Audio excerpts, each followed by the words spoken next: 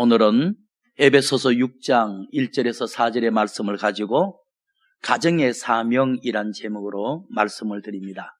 가정이란 어떤 곳입니까? 어떤 시인이 행복한 가정에 대해서 이렇게 표현을 했습니다. 행복한 가정이란 첫째, 가정을 이루는 의자나 책상, 소파가 아니라 그 소파에 앉은 어머니의 미소다.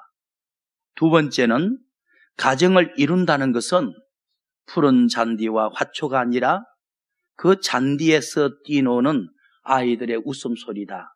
세 번째는 가정을 이뤘다는 것은 자동차나 넓은 집이 아니라 아빠의 한없이 넓은 관용과 모든 것을 이해하고 사랑으로 덮어주는 어머니가 계시는 곳이다.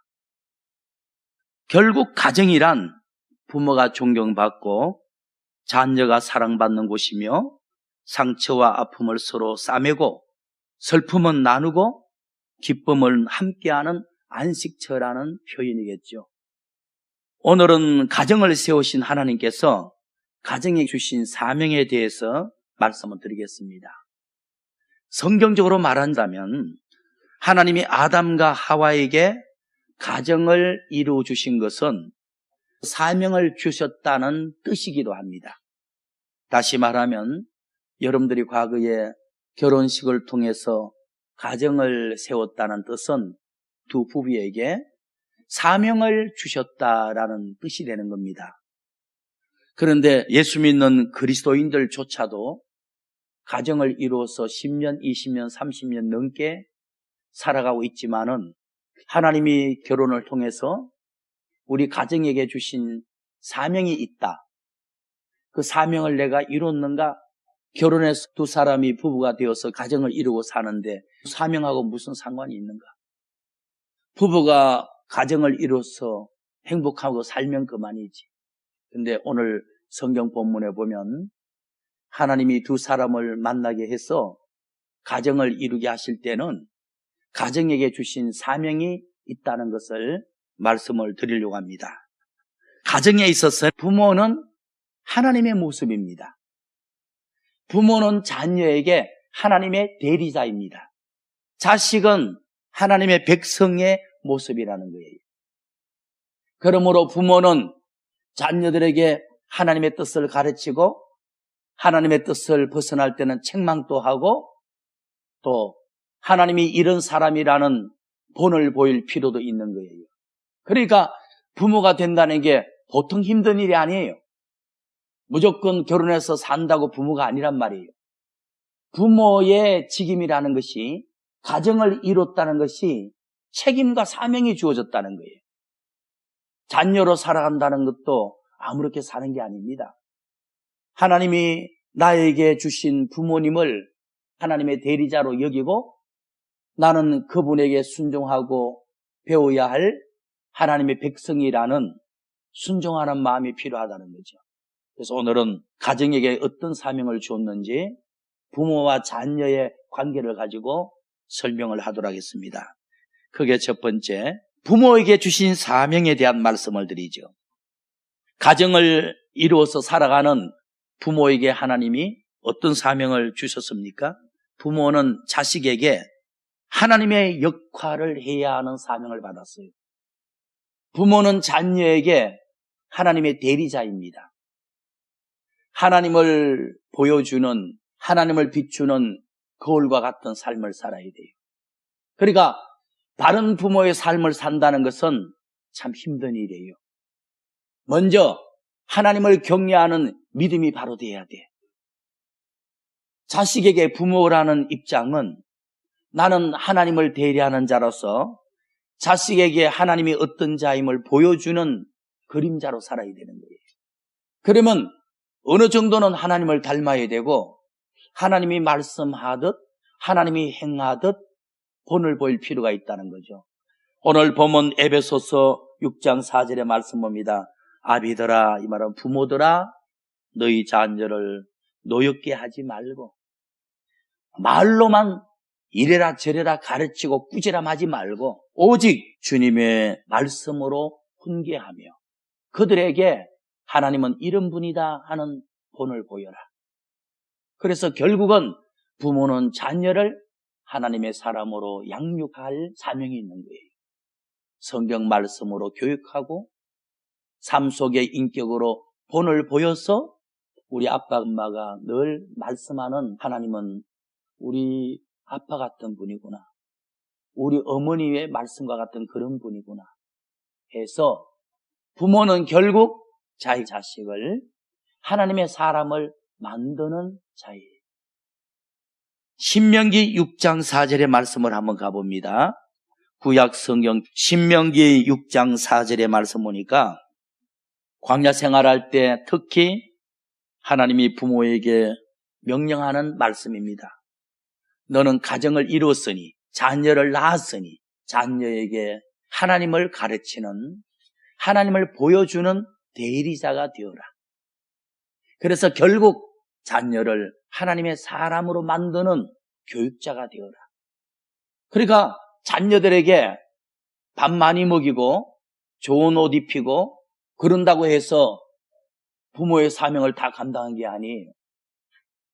하나님의 말씀으로 양육해야 되고 하나님이 어떤 분임을 보여줘야 되는 거예요.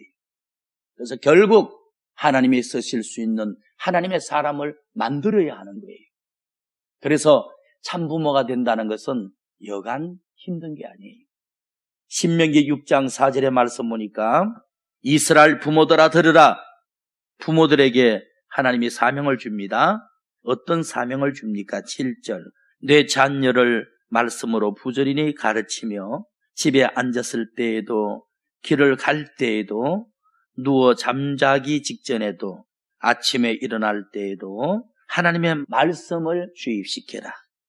너는 또 말씀을 네가 먼저 행동하는 것을 보여주며 말씀을 기록하고 이마에도 붙이고 늘 생각하고 살고 표를 삼고 또 내 집 문설주와 바깥문에도 하나님 말씀을 기록하라.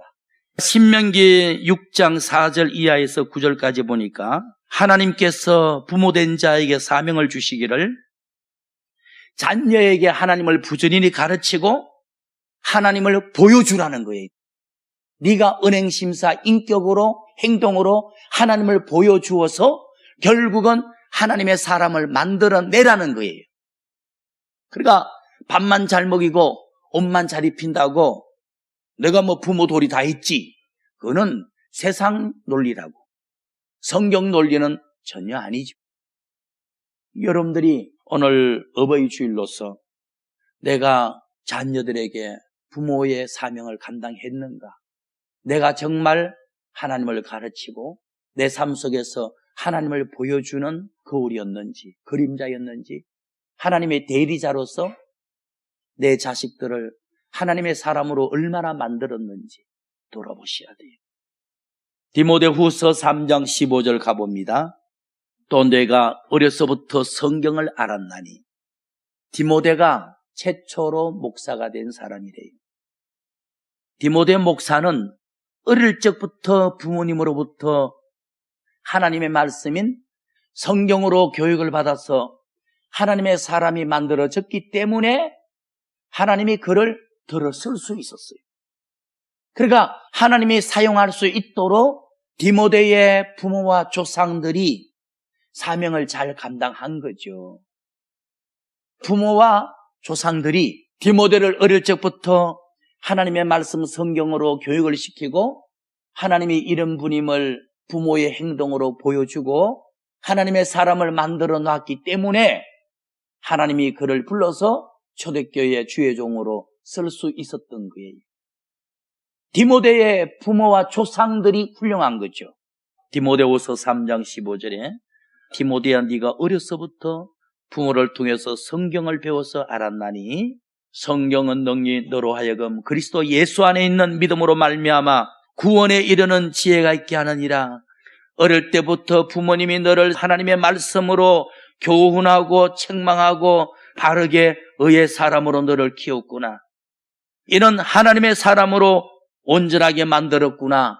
하나님이 언제든지 선한 일을 위해서 복음을 위해서 너를 들어설 수 있는 준비를 시켜놨구나. 바울이 그렇게 봤어요. 그러니까 디모데보다 디모데의 부모가 더 훌륭한 거예요.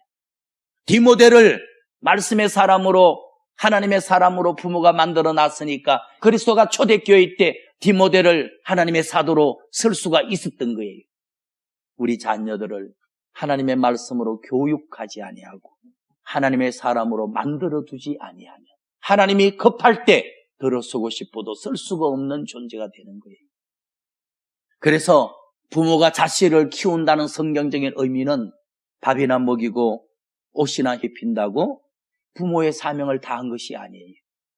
말씀으로 양육하고 하나님의 사람을 만들어 놔야 돼. 하나님이 언제든지 필요하시면 들어설 수 있는 인재를 만들어 놓는 거예요.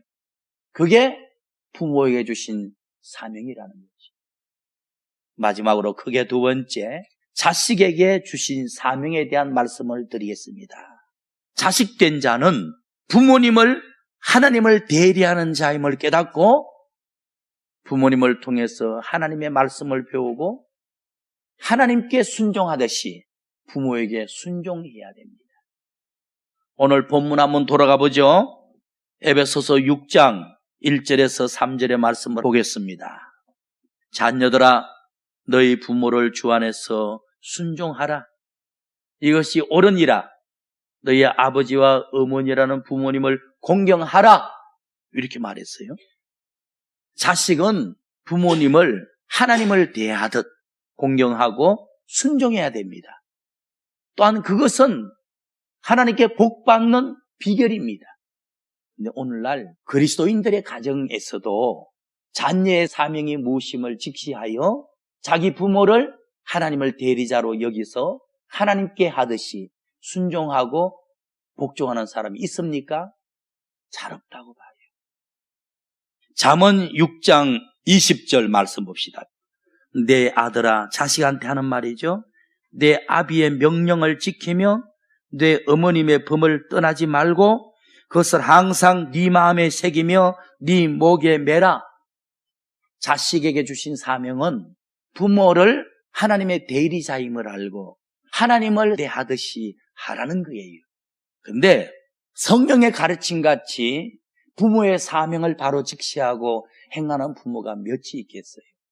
자식에게 주신 사명이 무엇임을 알고 자기 부모를 하나님의 대리자임을 알고 순종하고 복종하는 자식이 몇이 있겠어요? 에레미야 22장 21절의 말씀 보겠습니다. 이게 무슨 말씀이냐니까 이스라엘 백성들이 하나님의 말씀을 거부하고 하나님을 멀리 떠나 살아가는 거야. 그런데 하나님이 선지자에게 그 원인을 밝힙니다. 에레미야 22장 21절, 내 백성들이 내 말을 거부하고 나를 떠나 타락된 삶을 사는 원인이 뭔 줄 알아? 저 백성들이 어릴 적에 부모가 사명을 못 감당해서 그래. 자녀가 어릴 적에 하나님 말씀으로 교육하지 못하고 하나님이 어떤 분인가를 하나님을 경외하는 삶 속에서 본을 보이지 못하여 그런 자식이 어른이 되니 선자를 통해서 외쳐지는 하나님 말씀을 거부하고 있다는 거야. 현재 어른들의 타락의 원인이 그들이 어릴 적에 바로 교육하지 못한 부모 세대에게 하나님은 원인을 두는 거예요. 놀라운 일이죠. 예레미야 22장 21절에 뇌가 평안할 때에 내가 네게 말하였으나 너희들의 말이 나는 하나님 말씀을 듣지 아니하리라 하였나니, 그 이유는 지금 어른된 이스라엘 백성이 하나님 말씀을 듣지 않고 떠나가는 이유는 네가 어렸을 적에 부모로부터 내 목소리를 듣지 못하고 내 말씀으로 교훈받지 못하고 부모가 하나님의 모습을 보여주지 못한 습관이, 부모를 대적하던 습관이 하나님을 대적하는 모양이 바뀌어버렸다는 거예요. 이스라엘의 부모 세대들이 하나님 말씀을 거역하는 이유가 그들이 어릴 때 부모가 하나님 말씀으로 가르치지 못한 습관이 배어서 어른이 되니까 부모 말을 거역하더니 하나님 말도 거역하게 된다는 거예요. 디모데후서 1장 3절에서 5절의 말씀 보고 마칩니다. 초대 목사 디모데에게 하는 말씀이거든요. 디모데후서 1장 3절에 나의 밤낮 간구하는 가운데 쉬지 않고 디모데야, 사도 바울이 내가 너를 생각하며 기도한다.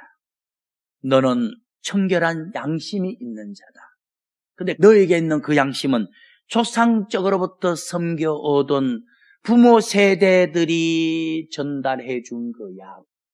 디모데의 부모가, 조부들이 청결한 양심으로 살아왔고 자녀들에게 본을 보여줬기 때문에 자녀인 디모데의 마음도 정결하다는 거예요. 조상적으로부터 섬겨오던 하나님께 감사하고 내가 너 눈물을 생각하는데, 여러분들 디모데에게는 정결한 양심과 눈물의 기도와 거짓 없는 믿음, 세 가지 특징이 있었어요. 이 세 가지 특징은 부모 세대에 있었던 것이 전수되어진 거예요. 유전되어진 거예요. 바울이 그렇게 말합니다. 3절 나의 밤낮 간구하는 가운데 쉬지 않고 너를 생각하여 너는 정결한 양심이 있는데 조상적부터 섬겨오던 하나님께 감사한다. 너는 눈물을 생각한다. 너 보기를 원하면 내 기쁨이 가득하게 하려미니 이는 네 속에 거짓 없는 믿음이 있다. 디모데에게는 세 가지 특징이 있었죠. 정결한 양심, 눈물의 기도, 거짓 없는 믿음. 그런데 이 믿음은 먼저 네 외할머니 로이스와 네 어머니 유니게 속에 있더니 너에게도 전수되었구나. 그럼요. 외할머님의 믿음이 어머님에게 내려왔고 어머님에게 내려온 믿음이 어린 아들 디모데에게 전달된 거예요. 어릴 적부터 어머니를 통해서 하나님의 말씀으로 교육받고 하나님이 어떤 분인가를 본을 통해서 보여준 관계로 하나님의 사람으로 만들어지니 하나님이 때가 되니 디모데를 목사를 세워서 들어쓴 거예요. 우리가 부모의 사명을 감당하지 못해서 자녀를 하나님의 사람으로 못 만들어 놓으면요, 하나님이 들어쓸 수가 없어요. 세상 공부 많이 시켜서 이쁜 얼굴, 건강한 몸, 돈 잘 벌게 만들어 놓으면 죄나 짓다가 마귀를 기쁘게 하는 삶을 살게 만드는 거죠. 하나님이 들어설 수가 없는 존재를 만드는 거예요. 부모가 사명을 못 감당하는 거예요. 주님 앞에 서는 날 칭찬 듣겠습니까? 오늘날 우리 사회나 기독교의 모습을 보면 하나님께서 부모에게, 자식에게 주신 사명이 다 무너졌어요. 부모에게 사명이 있다는 것조차 몰라. 자식의 사명이 무엇이란 것조차 몰라요. 말씀을 마칩니다. 오늘날 그리스도인들의 가정들조차 하나님께서 주신 사명에 대한 직시와 고민이 없어요. 그저 돈 많이 벌어서 육신 잘 먹고 사는 데만 관심들이 있어요.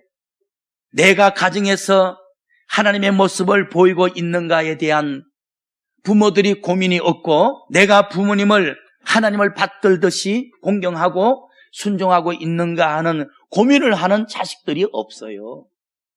그래도 성경의 인물들 중에서는 하나님이 가정에게 주신 사명을 잘 감당한 사람들이 있었어요. 두 가정만 소개해 볼게요. 첫째는 노아 가정입니다.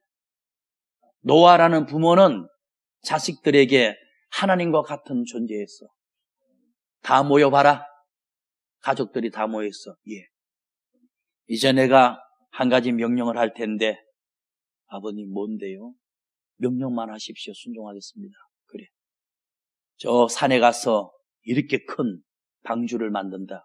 예? 학교 운동장만한 배를 만든다고요? 그것도 산에다가요? 몇 년 동안요? 120년 동안. 노아는 가정에서 하나님 같은 존재였고 자녀는 아버지 노아의 말을 하나님의 말씀으로 공경했던 자녀들이었어요. 그 가정들만 홍수 심판 가운데 구원해서 새 땅의 조상으로 삼았잖아요. 여러분들이 죄로 말하면 아담의 후예들이지만은 믿음으로 말하면 노아의 후손들입니다. 아담의 후손들은 다 죽어버렸어요. 노아 한 가정으로부터 다시 시작한 겁니다. 우리가 믿음으로 말하면 노아의 후손이에요. 두 번째, 아브라함의 가정을 보여드릴게요. 아침에 가족 회의를 합니다. 다 모여봐라. 예, 내가 한 가지 명령할 게 있다. 아버님, 명령만 하십시오. 받들겠습니다. 내일 장작을 준비해서 저 모랴산 거기 가서 번제를 드린다. 양은 필요 없어. 이삭이 이상하다. 양이 필요 없다. 모랴산에 가서 나를 제물로 잡아 태울지도 몰라 하면서도 아브라함은 하나님 같은 존재와 역할을 했고, 이삭은 부모님을 하나님 대하듯 순종했어요. 모랴산 꼭대기에서 늙은 아버지가 막 장작 위에 묻고도 불순종하지 않고 가만히 묵겼어. 우리 아버지가 섬기는 여호와가 나를 제물로 바치라고 명령했다면 내가 순종해야 되는 것이지 하고 누워 있었어. 늙은 아버지가 묵는다고 묵는데 느슨하게 묵었어. 내가 뿌리치고 도망갈 수도 있어. 그러나 우리 아버지는 하나님의 대리자야. 순종해야 돼. 누워 있었더니 칼로 하나 둘, 그런데 여호와가 멈춰라 멈춰라. 이미 제물로 드린 것으로 내가 받은 것으로 간주하겠노라 하면서 축복을 했어요. 요즘 이런 가정 없죠. 앞으로 있을까요? 점점 없지. 또 무리하게 부모가 자녀들에게 이런 가정 만들겠다고 달라들었다가는 역효과납니다. 말로 명령으로 만드는 게 아니고요. 사랑과 돈을 보이는 삶을 통해서 만드는 겁니다. 그래서 오늘은 부모에게 주신 사명, 하나님의 역할이다. 자녀에게 주신 사명, 하나님의 백성의 역할이다. 그래서 우리 남아있는 시간만이라도 부모된 분들은 자녀들에게 말로 억압으로 책망하고 가르치려고 대들기보다 뒤에서 잠잠히 눈물로 기도해 주십시다. 남은 인생을 살면서 부모는 부모로서, 자식은 자식으로서 여러분들이 하나님이 나에게 준 사명이 이거구나 생각하고 사시기를 예수 그리스도 이름으로 축원합니다.